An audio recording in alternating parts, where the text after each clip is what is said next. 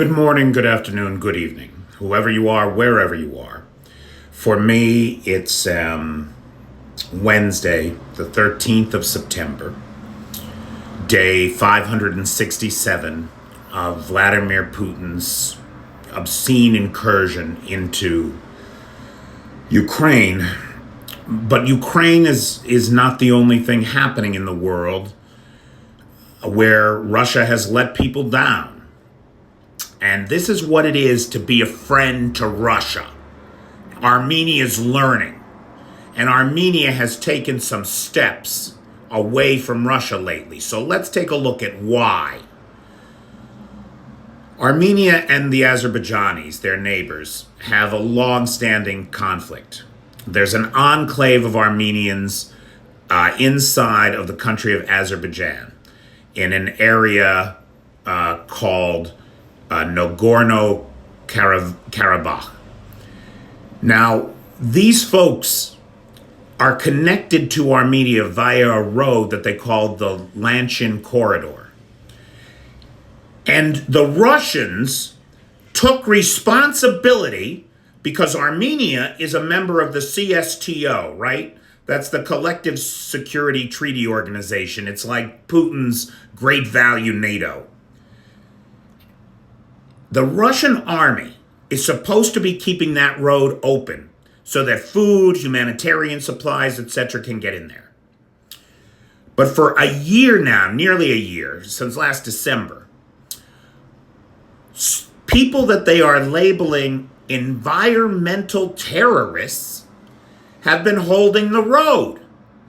Now, look, you can either believe that the Russian army is so weak and ineffectual that they can't keep a bunch of tree huggers off the road, or maybe a more likely explanation is that these people disguised as environmental terrorists trying to discredit climate change activism are in fact Azerbaijani special forces.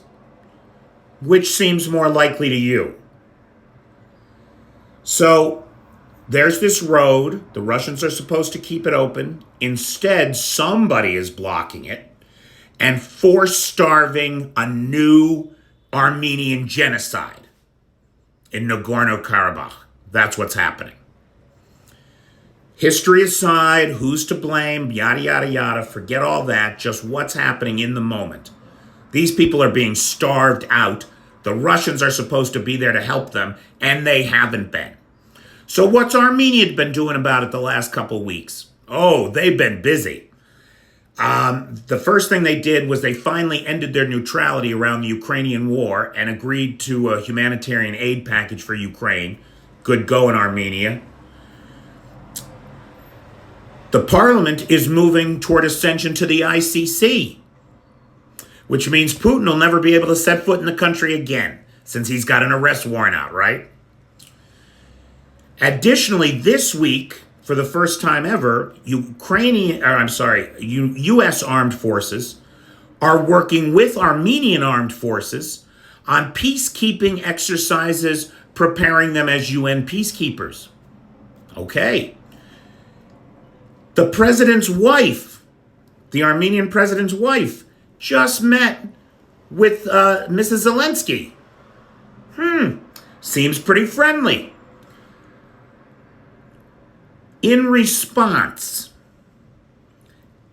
after 10 months of isolation, forced starvation, near genocide in this place that Russia is supposed to be keeping the road open to, the Russians finally responded and sent aid. Oh, good for them, right? Let's take a look at that aid. One Red Cross truck. This is what it means to be a friend of Russia. There's 120,000 ethnic Armenians in Nagorno-Karabakh. 120,000. Starving for the last 10 months. And what's Russia's response? A single truck load of Red Cross aid. That's no response at all.